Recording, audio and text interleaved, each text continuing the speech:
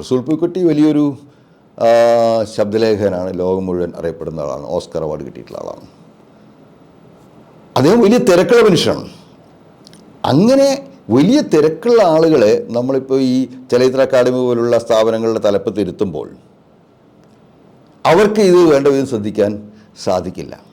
അവർക്കൊരു അലങ്കാരം എന്ന രീതിയിൽ മാത്രമേ അവർക്ക് ഈ സ്ഥാനത്ത് ഇരിക്കാൻ സാധിക്കുകയുള്ളൂ.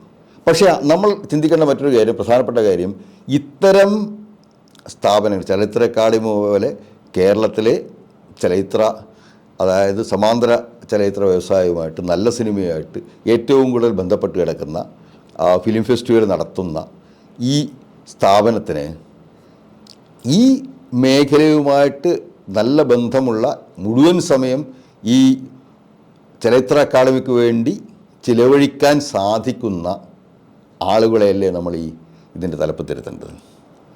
നമ്മൾ പേരും പ്രശസ്തിയുള്ള ആളുകൾ, നമുക്കിപ്പോൾ ഓസ്കാർ അവാർഡ് കിട്ടിയിട്ടുള്ള ആളെ ഇരുത്താം, അതുപോലെ വലിയ വലിയ